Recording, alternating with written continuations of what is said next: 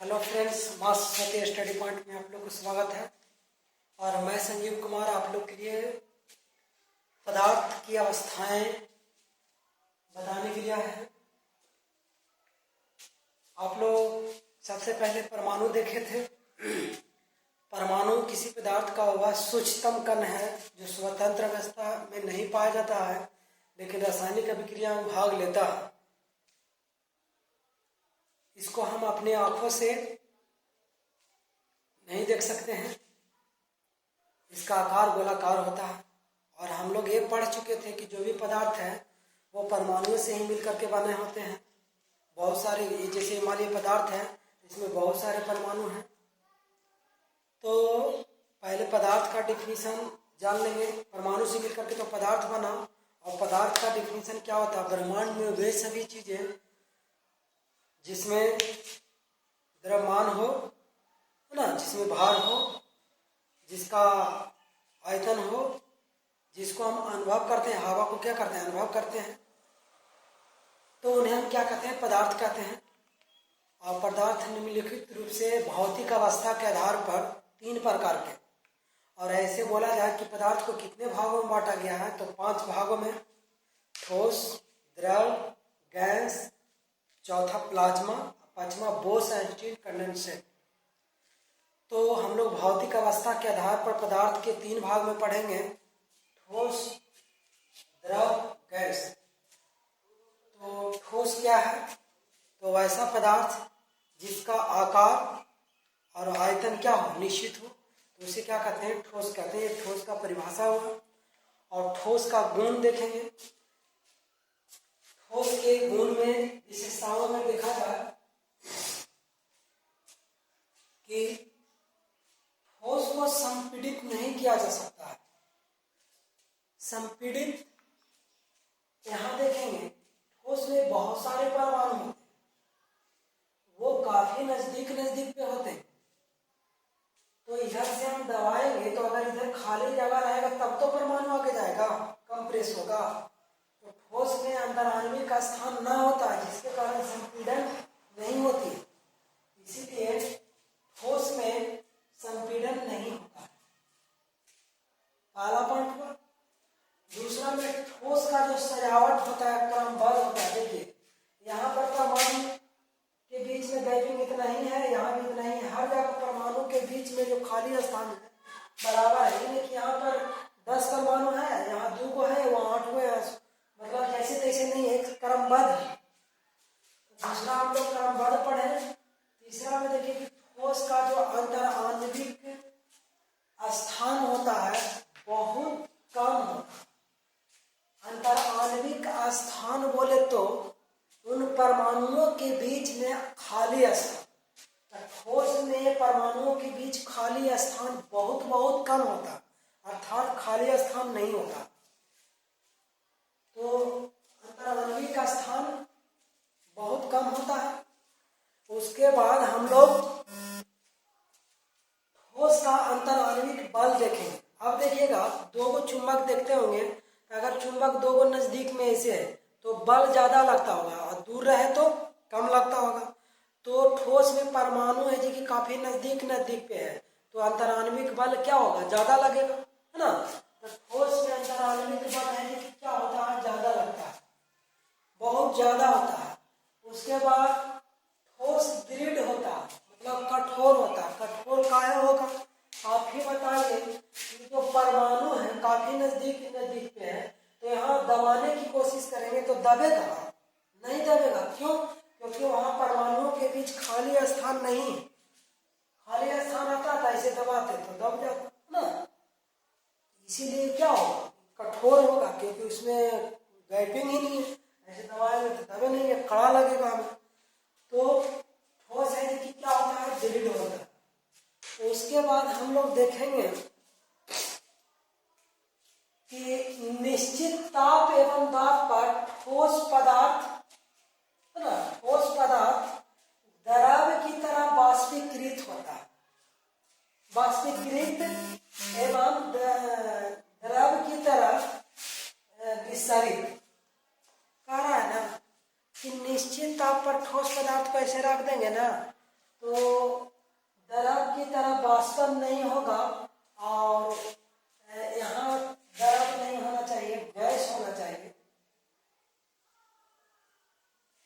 Gas की तरह विसरित नहीं होता, मतलब ऐसे रख दिए तो ये कि द्रव निगत मतलब वाष्प बन के उड़े लगेगा ये ठोस, और गैस की तरह मैंने फैलने लगेगा।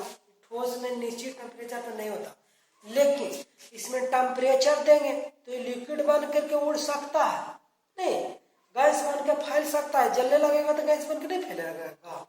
तो ये कारण निश्चित आप मतलब टेम्परेचर को नॉर्मल रखा जाए तो ये मतलब इस तरह से नहीं होगा, समझ गए। लेकिन टेम्परेचर देखो तो क्या है, खोलने नहीं लगेगा, और ज्यादा टेम्परेचर जल करके गैस बन के नहीं फैलने लगेगा, समझ रहे होंगे। उसके बाद 7वां नंबर में निश्चित ताप एवं दाब पर ठोस के आकार एवं आयतन निश्चित होता है। मतलब निश्चित ताप एवं दाब पर है ना, निश्चित ताप एवं दाब पर ठोस का आकार और आयतन क्या होता है, निश्चित होता है। मतलब ये अपन ताप और दाब नहीं देंगे तो इसमें कोई चेंजिंग होगा नहीं होगा, वही कह रहा एरा पर दाब दीजिए, ऐसे दाब दीजिएगा तो चेंजिंग नहीं आकार में होगा। लेकिन दाब और ताप देना नहीं है तो ये आकार निश्चित रहेगा ना, कोई परिवर्तन नहीं होगा। लेकिन इसको दबा के तोड़ दोगे या इस पर ताप दोगे, टेम्परेचर दोगे तो गल उल जाएगा, है ना, चेंजिंग हो जाएगा। अगर आप निश्चित टेम्परेचर रखोगे, नॉर्मल टेम्परेचर एक रखोगे तो इसमें कोई चेंजिंग होने वाला नहीं है। उसके बाद 8वां में देखिएगा, ठोस पर दाब का कोई विशेष प्रभाव नहीं पड़ता। मतलब जो ठोस रहता है ना, इन मतलब इसपे मैंने परमाणु का जो सजावट बहुत ज्यादा होता है, मतलब परमाणु की संख्या ज्यादा होता है, तेरा पर दाब देते हैं तो कोई प्रभाव पड़ता नहीं है। कहा है अभी इनके परमाणुओं के बीच खाली स्थान है ये ना, ऐसे दबावेंगे तो कहीं जाएगा नहीं जाएगा, मतलब जो है जो ही रहेगा, मतलब धसे उसेगा नहीं, कोई विशेष प्रभाव पड़ने वाला नहीं। जिसे इसको हम ऐसे दबा रहे हैं तो इस पर कोई विशेष प्रभाव पड़ता नहीं है, क्योंकि उनके अंदर है कि खाली स्थान है ही नहीं तो वो दब सकते, समझ गए। अब देखेंगे साधारण अवस्था में बाहरी ऊर्जा और शक्ति का प्रयोग न करने पर कोई वस्तु है, कोई ठोस पदार्थ है, तो उसको पर बाहरी शक्ति और ऊर्जा का प्रयोग ना करेंगे तो इसमें कोई चेंजिंग होने वाला नहीं है। जैसे इसको ऐसे तोड़ देंगे, इसको क्या करेंगे, तोड़ देंगे तो शक्ति लगाएं तो इसका चेंजिंग आकार में क्या हो जाएगा, चेंजिंग हो जाएगा। ऊर्जा मतलब ताप देंगे, इसको ले जाकर भट्टी में, आग वाला भट्टी में डाल देंगे तो इसका आकार में चेंजिंग हो जाएगा। कारण साधारण अवस्था में बाहरी ऊर्जा शक्ति का प्रयोग आप नहीं करिएगा तो मतलब ठोस में कोई चेंजिंग होने वाला नहीं, ये क्लियर है। उसके बाद आपका 10वां नंबर पॉइंट है कि एनटीपी नॉर्मल टेम्परेचर प्रेशर पर कुछ पदार्थ लावादार होता है, जैसे में फिटकेरी बर्फ। लावादार का मतलब वायुमंडल में रखिएगा तो पसीने लगेगा। और कुछ पदार्थ होता है जो कि रवाहीन होता है, जैसे कोयला। रवाहीन मतलब वायुमंडल में रखिएगा तो इसको कोई चेंजिंग होने वाला नहीं है।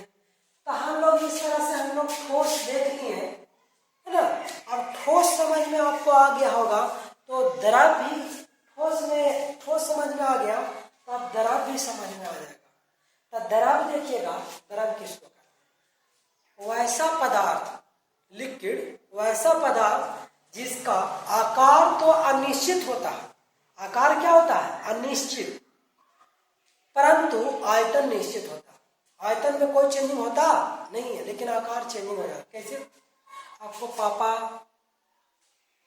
शरबत भरने के लिए बोले तो एगो के शरबत दिए कटोरी में, एगो के दिए गिलास में, एगो के दिए लोटा में, तो तीनों का आकार क्या हो जाएगा, अलग अलग होगा। तो पानी द्रव का जो देख रहे हैं आकार वो क्या हो रहा है, चेंज हो रहा है ना। जिस आकृति में रखा जाए उसका रूप धारण कर लेता है। तो आकार क्या हो गया, अनिश्चित हो गया, लेकिन आयतन जे है जे ही रहता है, कोई चेंजिंग होता नहीं। अब हम लोग द्रव के विशेषता के बारे में जानते हैं। द्रव संपीड़ित करने पर, सॉरी, द्रव को ठंडा करने पर, द्रव को कुछ करने पर, ठंडा करने पर कौची में बदल जाएगा, ठोस में बदलेगा ना। जल को आप ठंडा कर दीजिएगा, फ्रिज में डाल दीजिएगा तो क्या बनेगा, ठोस बनेगा।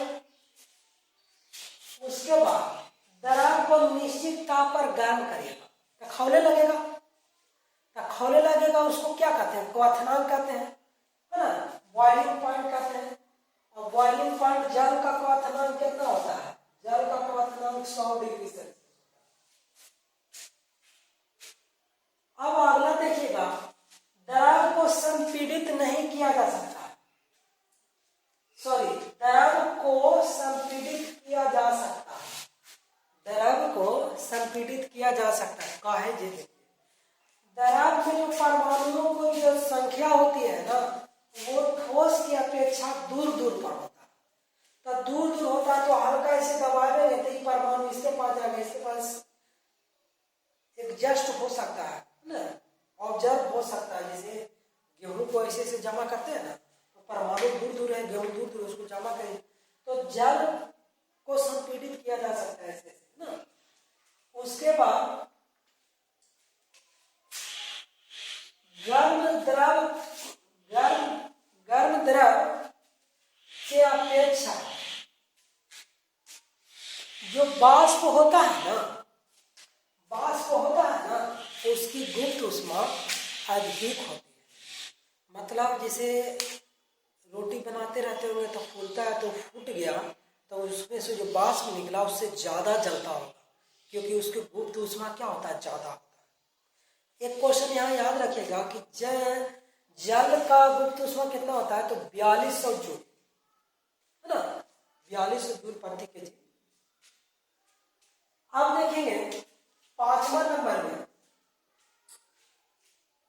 द्रव पदार्थ के परमाणुओं का कण ठोस की अपेक्षा कम होता है। देखिए ठोस में परमाणु की संख्या ज्यादा, कण में परमाणु की संख्या कम होता है। उसके बाद अगला पॉइंट देखेंगे, द्रव का जो अंतराणविक का स्थान होता है ना, वो ठोस की अपेक्षा अधिक होता है। अंतराणविक का स्थान बोले तो गैपिंग, यानी गैपिंग परमाणुओं के बीच, देखिए परमाणुओं के बीच गैपिंग कितना कम, बहुत कम है, लेकिन यहाँ परमाणुओं के बीच गैपिंग बहुत ज्यादा ना कर सकते हैं, इसके अपेक्षा क्या है, ज्यादा, इसके अपेक्षा ज्यादा है।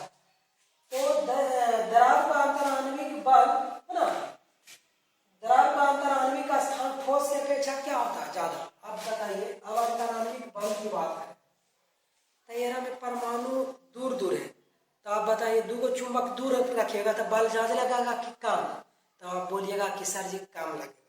तो वैसा ही जल में परमाणु दूर दूर पर है तो अंतराणविक बल क्या होगा, कम लगेगा।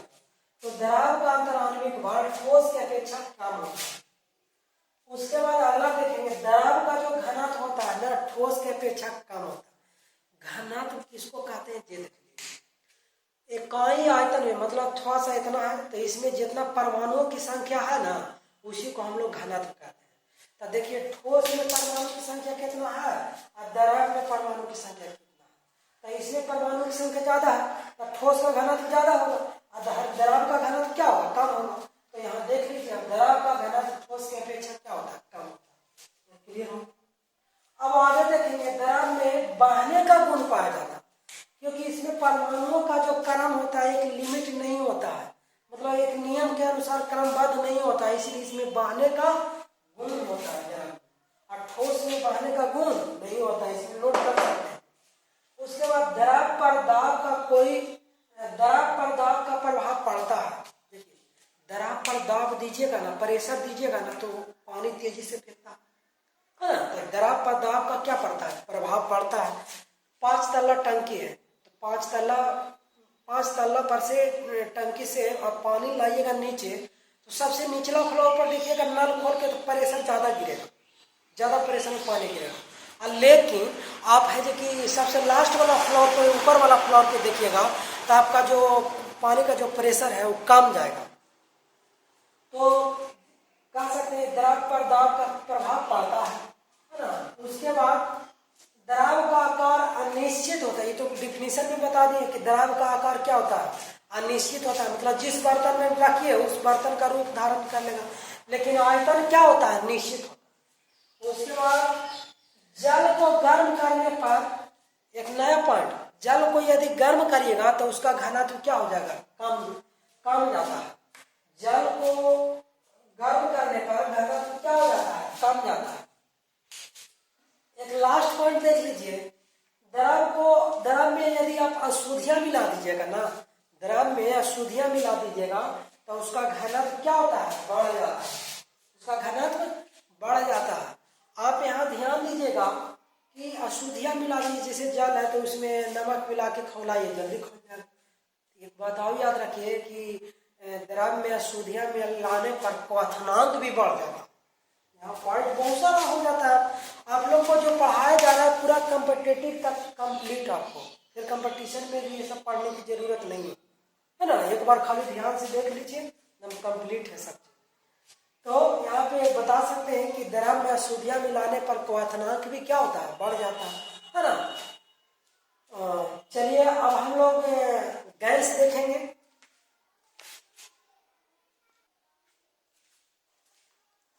तो हम लोग देखेंगे गैस के बारे में। तो गैस पदार्थ की तीसरी अवस्था है। इसमें आकार और आयतन दोनों अनिश्चित होता है। अब हम लोग देखेंगे कि आकार और आयतन दोनों निश्चित कैसे होता है। पहले आकार देखेंगे। आकार में अब गैस है तो अगर किसी गैस को आयताकार कमरा में रखा जाए तो आयताकार रूप में ढल जाएगा। वर्गाकार रूप में रखा जाए तो वर्गाकार में, त्रिभुजाकार में तो मतलब जिस पिरामिड में रखा जाए तो उस रूप में धारण कर लेगा। लेकिन आयतन, सर आयतन को समझाइए कि आयतन क्यों अनिश्चित होता है। तो आयतन को देखिएगा आप कि आप 5 लीटर मान लिया जाए, मतलब जैसे कि साइकिल चलाते होंगे तो साइकिल में मान लीजिए गैस डाल दिए, 5 लीटर छोड़िए, साइकिल में आप लोग अपना साइकिल चलाते हैं तो उसमें हवा मतलब टायर में डाल दिए, तो देखते होंगे कि अचानक गर्मी के दिनों में क्या होता है कि वो टायर फट जाता है। काहे फटता है? आप तो उस समय डाले थे, उस समय तो नहीं फटा था, बाद में फट गया। तो ताप बढ़ा ना, गर्मी का ताप बढ़ा, तो ताप बढ़ने से उस जो टायर में जो गैस था उसका आयतन बढ़ गया। अब आयतन बढ़ा तो टायर को फैलाने लगा, तो टायर को फैलाया तो टायर क्या हो गया? फट गया। तो कह सकते हैं कि आयतन भी क्या होता है? निश्चित होता है, क्योंकि वो टेम्परेचर पर निर्भर करता है। टेम्परेचर लो होगा तो कम जाएगा, हाई होगा तो बढ़ जाएगा। तो हम लोग आयतन भी देखने की अनिश्चित होता है। अब वो गैस की तो भी जिस तरह से ठोस द्रव का विशेषता आप लोग पढ़े हैं, तो गैस की भी तो विशेषता होती होगा। तो गैस में हम लोग देखेंगे कि गैस की विशेषता में गैस का आकार और आयतन दोनों अनिश्चित होता है। तो ये तो आप लोग को हम समझा दिए कि काहे होता है। उसके बाद गैस को सभी दिशाओं में समान रूप से दाब डालता है। मैंने कोई बर्तन में अगर गैस डाला हुआ है तो बर्तन में अगर जो गैस है तो गैस के परमाणु चारों दिशाओं में बर्तन पर बल लगाएगा, चारों दिशाओं में बल लगाएगा। अब आगे देखेंगे कि गैस परस्पर मिश्रित और विसरित हो सकती है, मतलब परस्पर मिल सकती है। अगला है स्थिर दाब पर ताप बढ़ने पर। भाई अभी समझाया कि स्थिर दाब पर ताप बढ़ने पर जो गैस का आयतन है वो बढ़ जाता है। उसी कारण से क्या हुआ था? टायर फटा था। स्थिर दाब था और ताप को क्या हुआ? डायगोनल वाला बढ़ गया तो आयतन बढ़ गया तो टायर फट गया। उसके बाद अगला देखेंगे कि स्थिर आयतन पर गैस का जो दाब है, आयतन आगे क्या है? स्थिर है। मान लीजिए उसमें 1 किलो गैस है तो आयतन क्या है? स्थिर है। स्थिर आयतन पर गैस का दाब, जो गैस का दाब है ताप बढ़ने से बढ़ता है। अगर कोई स्थिर आयतन है, 1 लीटर गैस है और ताप बढ़ा रहे हैं तो उसके जो परमाणुओं के बीच जो दाब है वो बढ़ जाएगा। उसके बाद गैसों का द्रव की अपेक्षा अधिक संपीड़ित किया जा सकता है।